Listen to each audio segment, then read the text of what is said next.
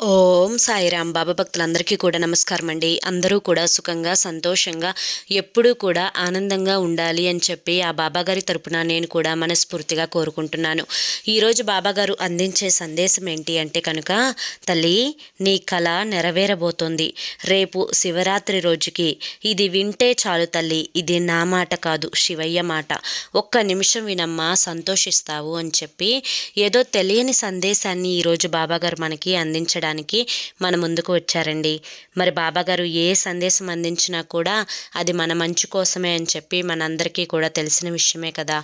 మరి ఎవరికైతే బాబాగారి మీద పూర్తి నమ్మకం, విశ్వాసం ఉంటాయో వారందరూ కూడా ఈ వీడియోని చివరి వరకు చూడండి, అప్పుడే అర్థమవుతుంది. ఇక దానికంటే ముందు చాలామంది కూడా గురువుగారి గురించి అడుగుతున్నారండి.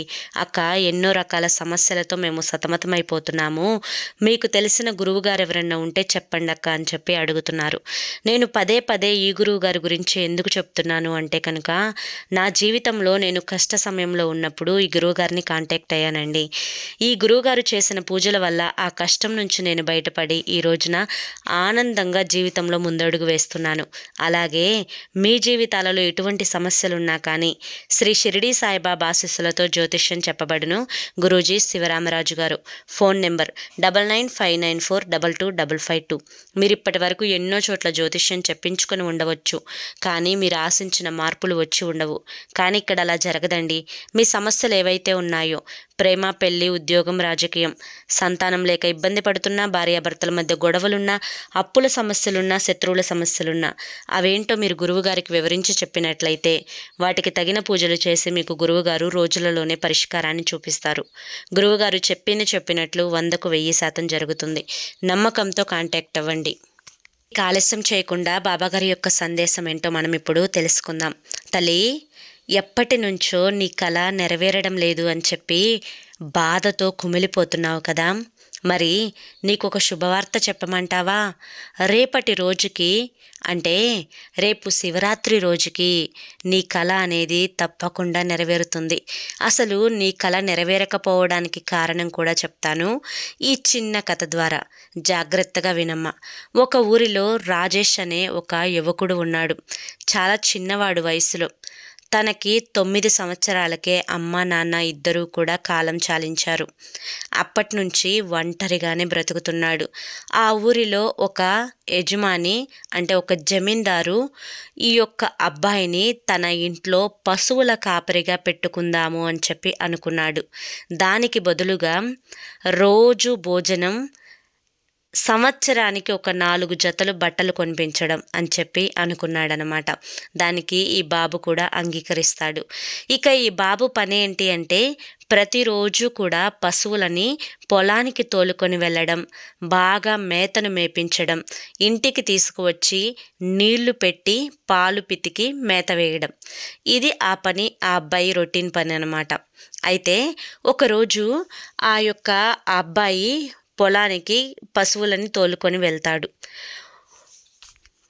అలా తోలుకెళ్ళినప్పుడు అడవులలో ఒక పెద్ద చెట్టు కింద ఒక సన్యాసి కూర్చొని ధ్యానం చేసుకుంటూ ఉంటాడు. కాసేపు ఆ పిల్లవాడు అక్కడే నుంచొని ఆ సన్యాసి వైపు అలాగే కళ్ళార్పకుండా చూస్తూ ఉంటాడు.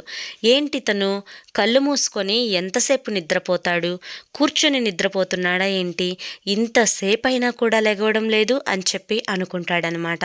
ఇక ఇలా అనుకుంటున్న కొద్దిసేపటికి ఆ సన్యాసి ధ్యానం నుంచి బయటికి వస్తాడనమాట.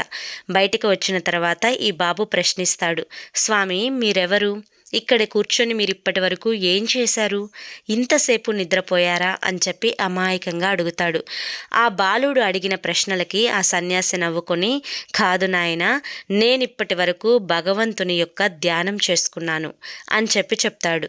దానికి ఆ యువకుడు ఏమని అడుగుతాడంటే, ఆ బాలుడు, మీరు భగవంతుణ్ణి తలుచుకుంటూ అంటున్నారు, కళ్ళు మూసుకొని ఉన్నారు, అంటే మీకు భగవంతుడు కనిపించాడా అని చెప్పి అడుగుతాడు.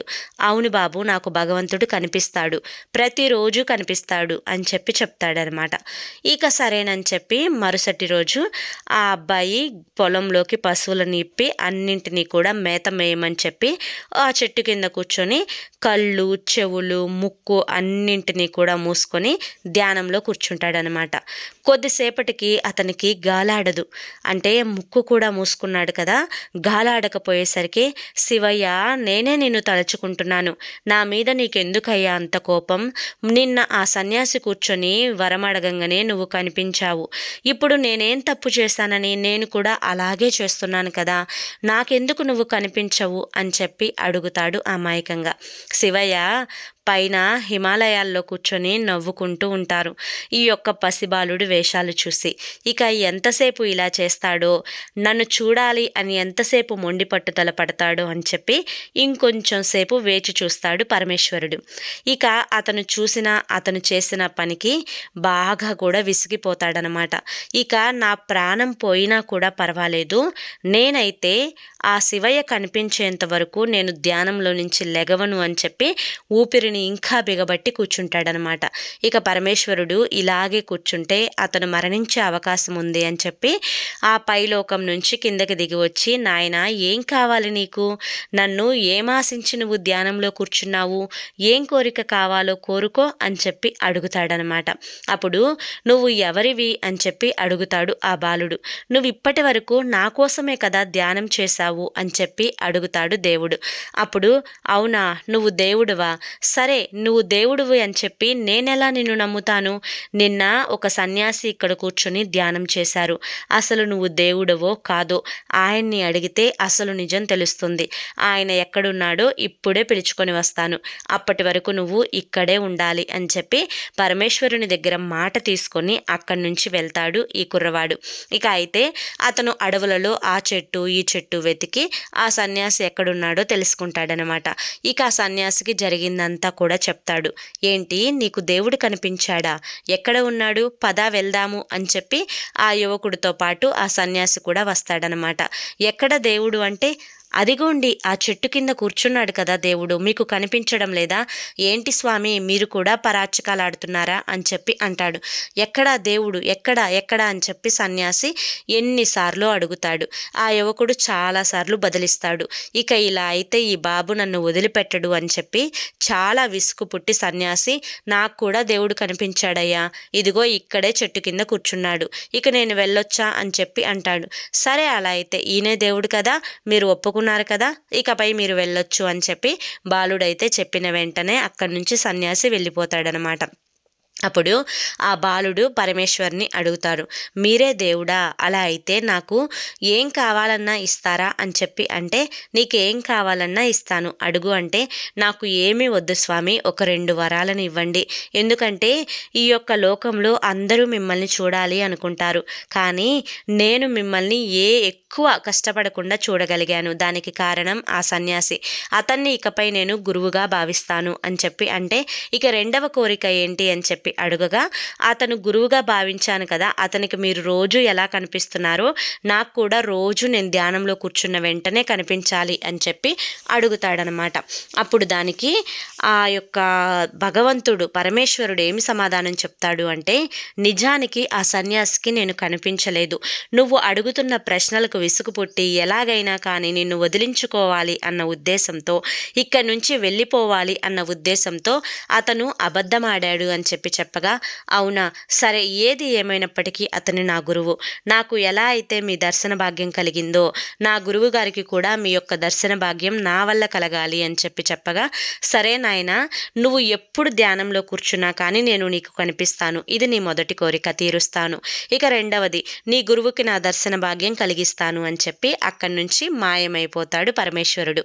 ఇక తర్వాత ఆ గురువు అంటే ఆ సన్యాసి మరొక చెట్టు కింద కూర్చొని ధ్యానం చేస్తూ ఉండగా ఆ యొక్క పరమేశ్వరుడు అతనికి దర్శన భాగ్యాన్ని అయితే కలిగిస్తాడనమాట. దానికి కారణం ఆ పశువుల కాపరే అని చెప్పి చెప్తాడనమాట. అప్పుడు ఆ యొక్క సన్యాసి ఈ యొక్క బాలుడు ఎక్కడున్నాడా అని చెప్పి వెతుక్కుంటూ వచ్చి, నీ మూలంగానే అంటే నీ కారణం చేతనే నాకు భగవంతుడు దర్శనమిచ్చాడు అంటే, కాదు, మీ కారణం చేతనే నాకు భగవంతుడు దర్శనమిచ్చాడు అని చెప్పి ఇద్దరూ కూడా ఒకరికొకరు చెప్పుకుండి వాదనాడుకుంటూ ఉంటారనమాట. ఇక ఏది ఏమైనప్పటికీ కూడా మన ఇద్దరికీ భగవంతుడు దర్శనమిచ్చాడు. అని చెప్పి ఇద్దరూ కూడా ధ్యానంలో కూర్చున్నప్పుడు అప్పుడు ఆ పరమేశ్వరుడు ఏమని సమాధానం ఇస్తారు అంటే కనుక, మీరిద్దరికీ నా దర్శన భాగ్యం కలిగింది. ఈ భూమి మీద ఎవరైతే పాపాలు చేస్తారో ఇవి పాపాలు అని చెప్పి వారికి తెలియపరచండి. పుణ్యం ఎలా చేసుకోవాలో అందరికీ కూడా తెలియపరచండి. భగవంతునికి దారిని చూపించండి. మీ యొక్క కర్తవ్యం అది అని చెప్పి చెప్తాడనమాట. ఇక వీరు చేయగలిగినన్ని మంచి పనులు చేస్తూ పాపాలను చేసే వాళ్ళని చేయనీయకుండా భూలోకాన్ని రక్షిస్తూ ఉంటారు వీరిద్దరూ. ఇక ఇక్కడితో అయితే కథ ముగుస్తుంది. ఈ కథ ద్వారా బాబాగారు చెప్పాలి అనుకుంటున్న నీతి ఏంటి అంటే కనుక, తల్లి, ఎప్పుడైనా కానీ ఆ దేవుడు ఉన్నారు అనుకున్న వాళ్ళకే దేవుడు ఉన్నట్లుగా అన్నీ చేసి చూపిస్తారు. దేవుడు లేడు కానీ నమ్మకం ఉంది. ఏదో దండం పెట్టుకుంటున్నాము, వెళ్తున్నాము, వస్తున్నాము అన్నట్లుగా ఉంటే నిజంగా నీ కష్టాలు ఏవీ తీరవు. ఇంతకీ ఆ యొక్క సన్యాసి ఎప్పటి నుంచో ధ్యానం చేస్తున్నారు, ఎప్పటి నుంచో భగవంతుని దర్శనం కోసం ప్రయత్నిస్తున్నారు. ఇన్ని సంవత్సరాలు ధ్యానం చేసినా కూడా కలగని భాగ్యం ఆ యొక్క పశువుల కాపరికి ఒక్క రోజులో కలిగింది. కారణం ఏంటి అంటే దేవుడు ఖచ్చితంగా వస్తాడు అని నమ్మాడు. కానీ ఇక్కడ ఈ సన్యాసి ఆ నమ్మకాన్ని పెట్టుకోలేదు. కాబట్టి ఇద్దరికీ దర్శన భాగ్యంలో అంత తేడా కనిపించింది. అలాగే నువ్వు నన్ను నమ్ముతున్నావు, కేవలం నన్నని మాత్రమే కాదు, ఆ యొక్క పరమేశ్వరుణ్ణి, ఏడుకొండల వెంకటేశ్వర స్వామిని, హనుమంతుణ్ణి, రాముల వారిని, ఆంజనేయ స్వామిని, ఇలా ఒక్కొక్కరిని నమ్ముతూ ఉన్నావు. ఎంతవరకు నమ్ముతున్నావో నిన్ను నువ్వు ప్రశ్నించుకో. అప్పుడే నీకు పూర్తిగా అర్థమవుతుంది. నువ్వు పూర్తిగా ఉన్నాను అని చెప్పి నమ్మినట్లయితే తప్పకుండా నీ కష్టం ఎంత పెద్దదైనా కూడా అది తీర్చే వెళ్తాను. అమ్మా, రేపు శివరాత్రి రోజు కాస్త విభూదితో నాకు అభిషేకాన్ని చెయ్యి. విభూదిని నీటిలో కలిపి నాకు అభిషేకాన్ని చేసినట్లయితే నీకు ఉన్న జన్మల పాపాలన్నీ కూడా హరించుకుపోయేలా చేస్తాను. నీకు మంచి పుణ్యం అనేది లభించేలా చేస్తాను. దానివల్ల నీ కష్టాలు తొలగిపోతాయి, నీ బాధలు తొలగిపోతాయి, నీ కోరికలన్నీ కూడా తీరిపోతాయి. ఈ శివరాత్రి రోజు ఇది ఒక్కటి చేసుకో, కానీ నమ్మకంతో చేసుకో అని చెప్పి ఈరోజు బాబాగారు మనకి చాలా చక్కటి సందేశాన్ని అందించారండి. మరి ఈ సందేశంలో ఎంతో గొప్ప ఆంతర్యం ఉంది కదా, అది మీ అందరికీ కూడా అర్థమైంది కదా. ఇప్పటి వరకు దేవుడు ఉన్నారు అని చెప్పి ఊరికినే నమ్ముతున్నారా, నిజంగా నమ్ముతున్నారా? ఒక్కసారి నాకు నిజంగా నమ్మినట్లయితే కింద కామెంట్ సెక్షన్లో ఓం సాయిరామ్ అని చెప్పి టైప్ చేయండి. అదేవిధంగా ఈ వీడియోకి ఒక చిన్న లైక్ ఇవ్వడం మాత్రం మర్చిపోవద్దు. మరి కొంతమంది బాబా భక్తులకు వీడియోని షేర్ చేయడం కూడా మర్చిపోవద్దు. రేపు మరొక మంచి సందేశంతో తప్పకుండా కలుసుకుందాం.